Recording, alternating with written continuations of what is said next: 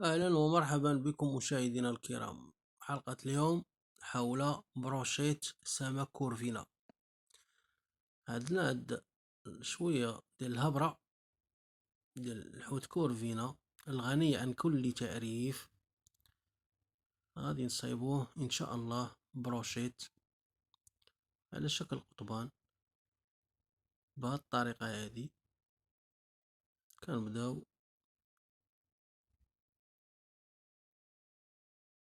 نوجدو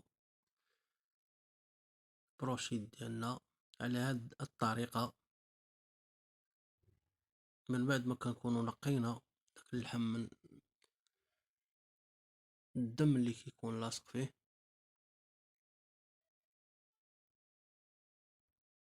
كنكملو الحوت ديالنا كنديروه ونوضعوه في واحد الاناء. انا عندي كميه شويه كتيره كنضيفو عليه البصله على هاد الطريقه مفرومه بشكل رقيق،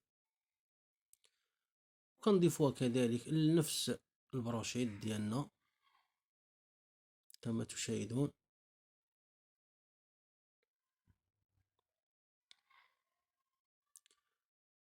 وكنضيفو كذلك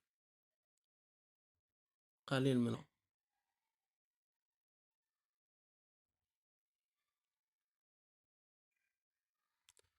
وكذلك كركم ملعقه حسب الكميه المتوفره عندكم، الملح حسب الذوق، كذلك ملعقه كمون، ابزار ملعقه، دائما حسب الكميه المتوفرة لديكم. قليل من الفلفل الأحمر يعني التحميرة، ثم الزنجبيل يعني سكينجبير،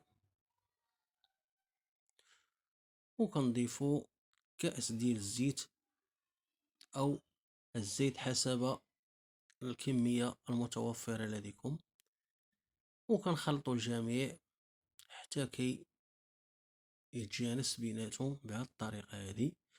وكنمشيو نوجدو مثلا المقيلة ديالنا كنسخنوه مزيان ونضيفو على المكونات بهذه الطريقة.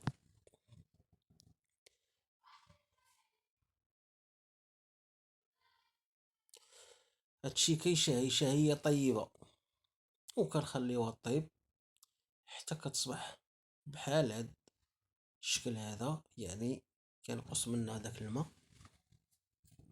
كنمشيو نوجدو الفريت ديالنا باش نقدموها مع البروشيت ديالنا في الاناء، وكنديرو قليل ديال العصير كل حسب الشهية ديالو.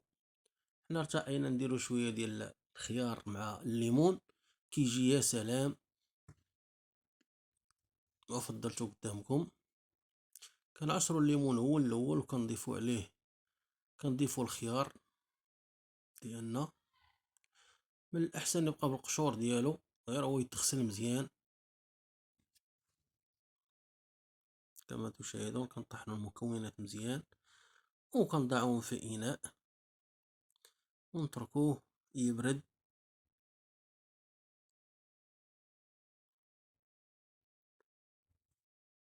شهية طيبة بالصحة والراحة، وكنقدموه للضيوف ديالنا على هذه الطريقة.